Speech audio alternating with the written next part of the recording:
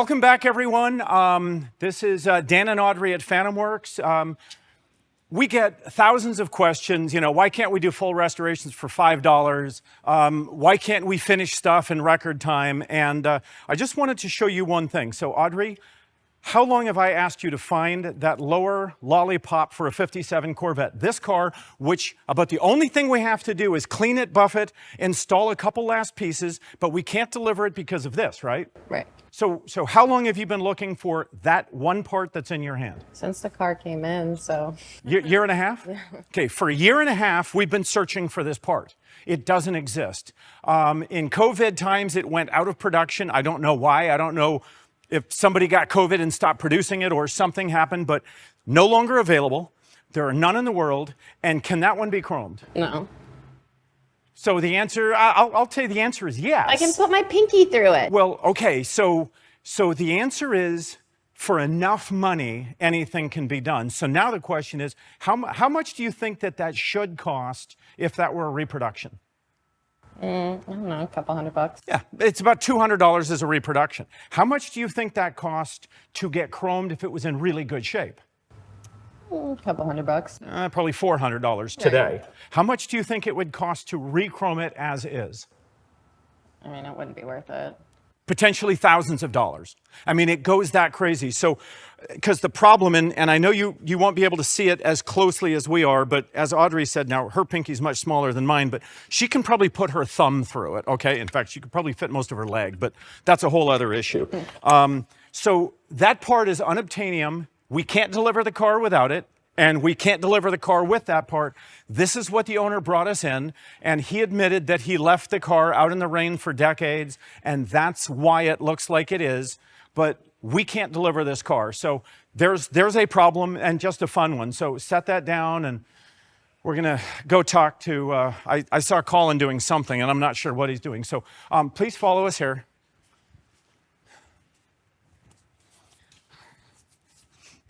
All right. So Ricky asked us to just make sure the interior was nice. I saw you ripping the seats apart. Is there anything wrong with this seat cover as it is? No, there's nothing wrong with the seat cover. cover. Why are you ripping it apart?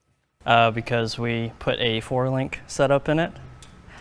The 4-link? Yeah. So we do have to modify this. Yeah, so the bottom seat has to be modified. All right, show me. All right, so here's what happened. People want 4-links. Unfortunately, people hate 4-links.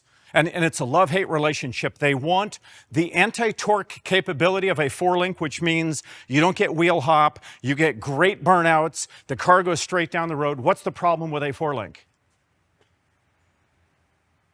I'm not going to ask you anything again. What's the problem with 4-links?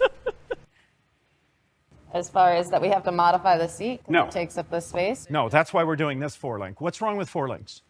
Why do customers hate them? Do you know? They bind up.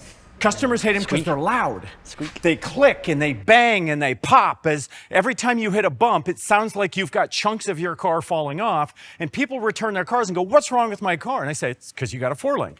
So we found a company, and we're doing an experiment that has an all-rubber 4-link. In other words, no polyurethane.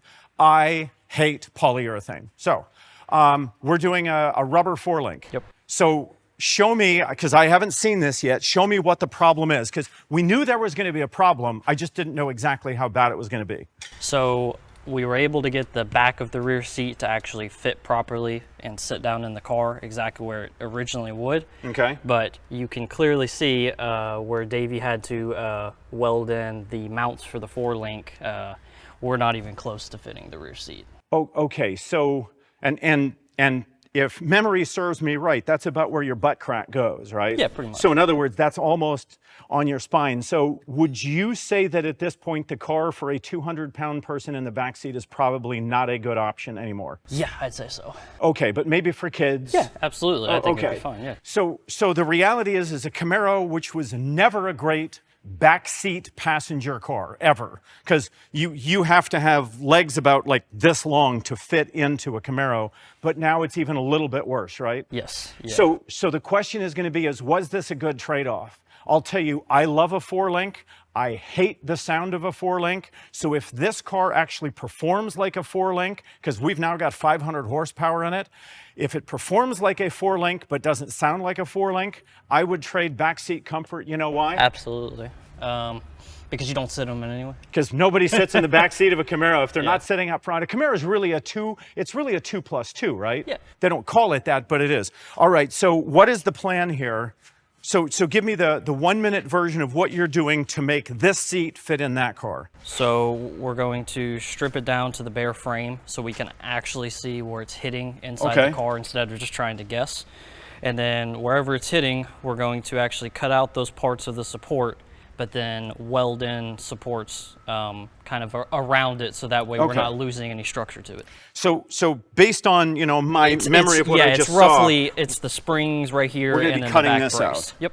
Okay, so what we probably need to do is, I'm guessing, put a U in there and put the spring and reattach it here. Yep. So will it look right when it's in? Yes. Okay. It just won't be quite as comfortable for a large person. Yes. Okay. So this is one of those things where when people say, well, why can't you just do rear suspension? Did this require us redesigning the floors? Yeah.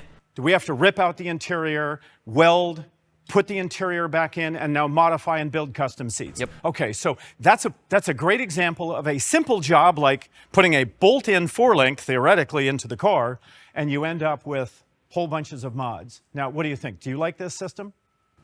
The seat or the 4-link? The 4-link. I haven't driven this car yet. Haven't? None of us have. Oh, really? Yeah.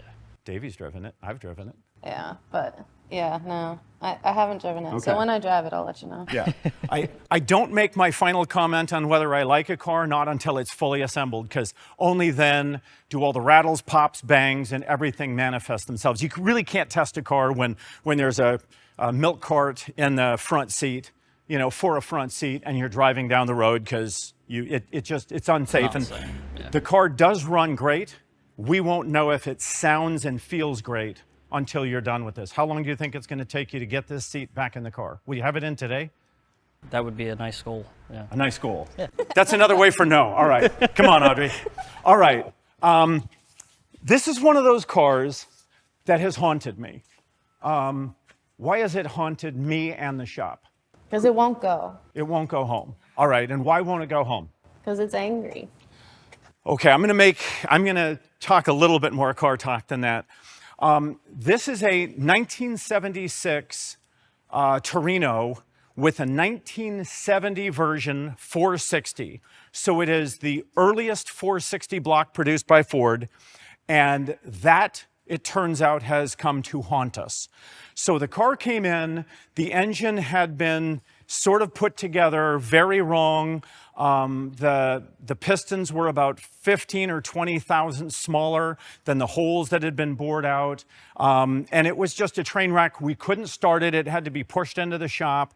In fact, there was no top end on it, and we found out kind of why. So I'm going to take you through at least a fun problem, and then we'll get into the real problem. So here's the fun problem. I'm going to attempt to do something carefully. Okay, that is as low as the hood will close, because the 460 was never designed for this car with this intake and this cam and this setup. And so we've got a car here that we did what we were asked. We built it as we were asked. And now we've got a hood that won't close.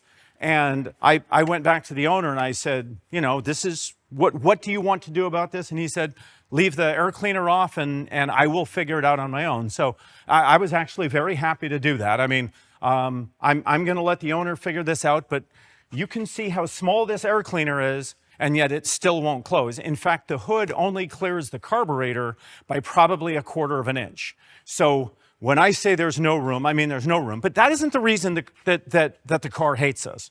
The reason the car hates us is this. So we built this engine and put it in the car. Did it stay in the car very long? No. Why? Because it kept leaking. Had a rear main seal leak. And so even in my contract I don't guarantee against rear main seal leaks. And I never actually understood all of the things why, and I learned them, and I want to share them with you today. So we're going to see, we parked this last night. All right, so we still have a drop. I've already informed the owner. I said, look, we got this problem, but we've had this engine out, haven't we? A lot. Do you know how many rear mains we put in this car since the first one that leaked? We'd put 3 more. We'd put them in, they'd last a week, we'd set them on the run stand, and then they'd start leaking. So we'd switch it out again, check everything, put it back in, it lasts for a little while, start leaking. Finally, we had one, the third rear main that went in after that, it stopped leaking. We ran it for hours. We did stress tests on it. We threw a little party. We said a prayer of thanks, and we put the engine in. It's leaking. Now, there were times it leaked a whole lot more than that. And we found out why, because I had to get to the bottom of this. So come on, and I'll try and make this make as much sense as I can. All right, so this is a crankshaft in a car today. The purple represents the circle of the, solid steel crankshaft. The blue is the block, and then there's this space between the blue and the purple, and that is where today a single piece neoprene lip seal goes. And I hope you can see on this drawing that the purple circle is exactly in the middle of the blue circle. And that's important because that's how today's crankshafts don't leak. But here's what happened in 1970. See this black squiggly line I've got drawn here? I'm using that. This was what Ford used, which was a fibrous rope seal made of asbestos. Can we use fiber asbestos rope seals today? Nope. Why? Because it's dangerous and poisonous. Because they're illegal. Yeah. I mean, so, there's still asbestos and all sorts of stuff, but it is illegal today in any business to use asbestos for any reason. So I can't replace this seal with a fibrous asbestos rope seal.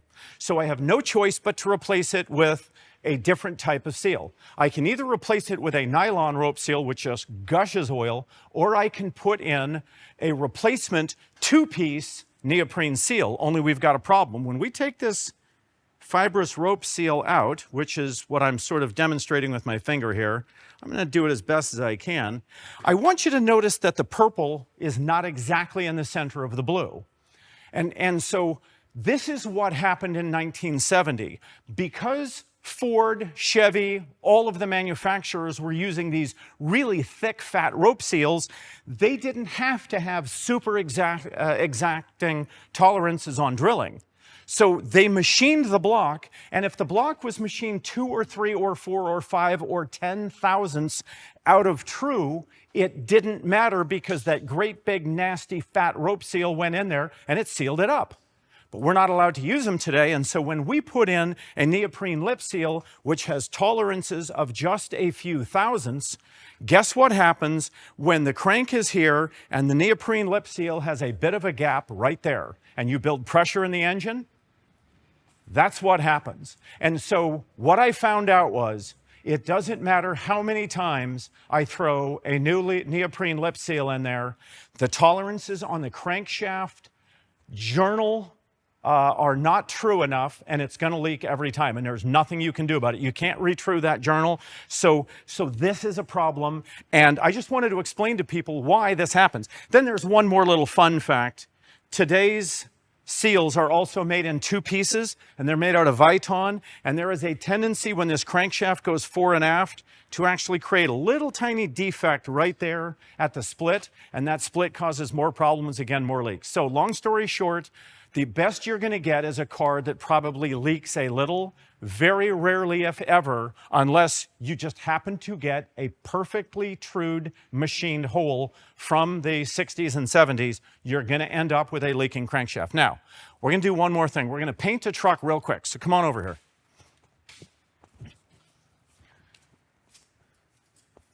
All right, so Audrey has been working on this truck.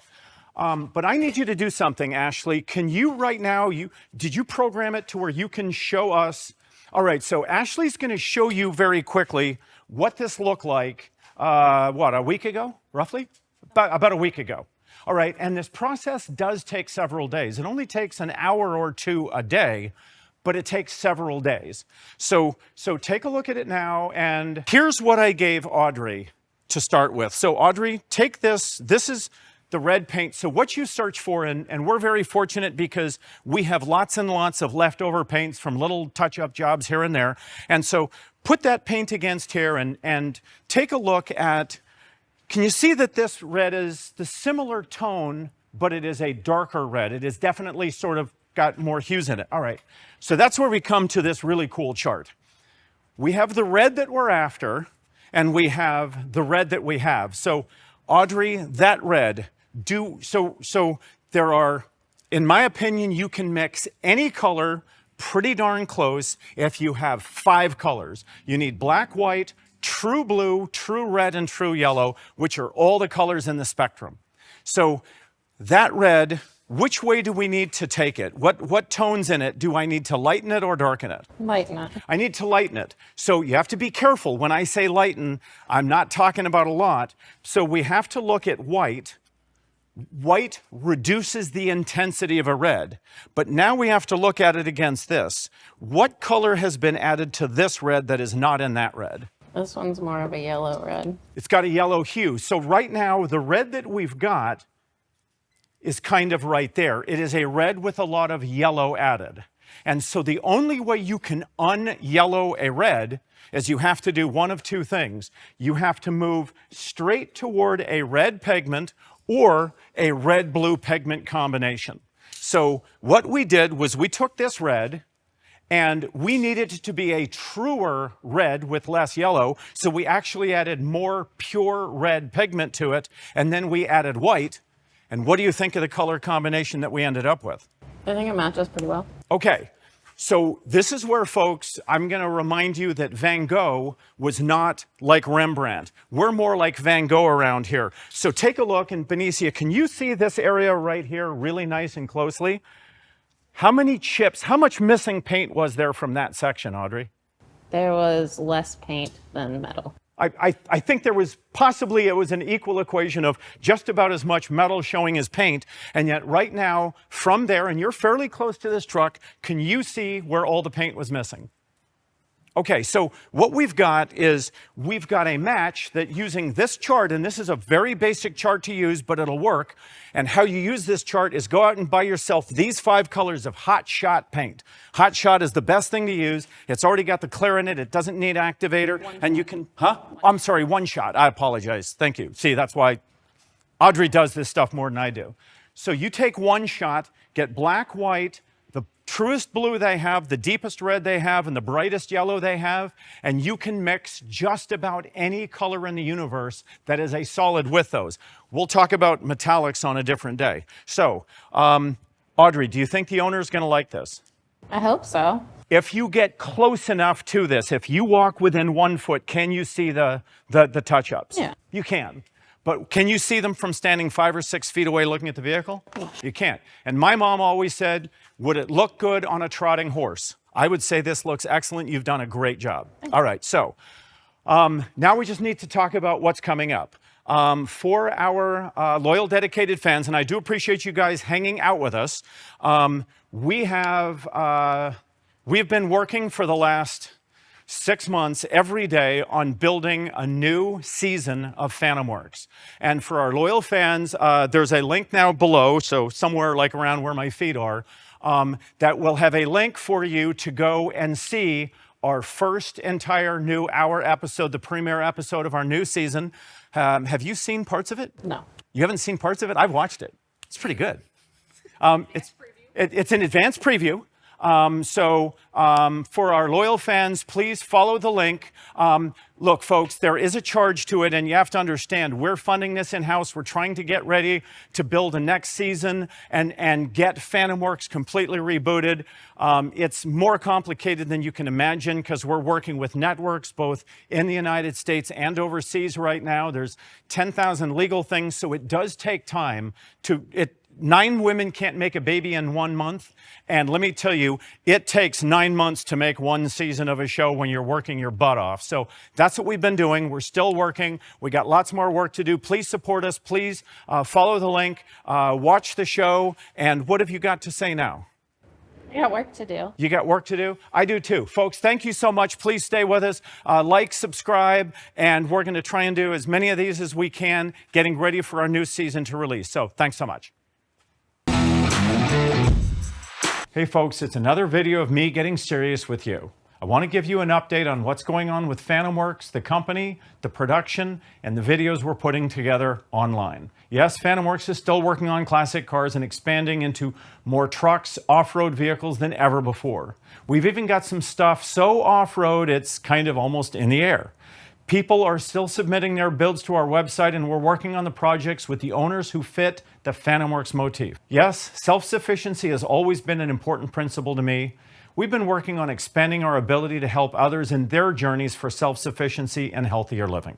You're still going to see some bits of that self-sufficiency content on our YouTube channel, but we'll be focusing mostly on the vehicles on our main channel. At some point, we'll create a separate channel for our self-sufficiency and homesteading content.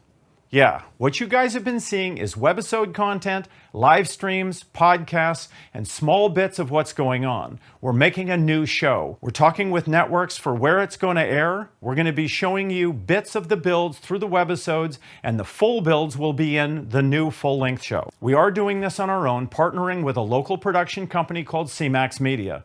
It took a long time to make the first series of the show, and it still takes a long time to make quality content, especially without the budgets of a network behind us. If this is something you want to see come to life, here's how you can help. Do the YouTube things and like, subscribe, share, and click the notification bell. You can also support us by doing things like getting a FantomWorks t-shirt, subscribing to us on CMAX TV, or if you have a classic project, go ahead and submit the build on our website. All the links you need are directly below. Get started today and be a part of the drive to FantomWorks' new series.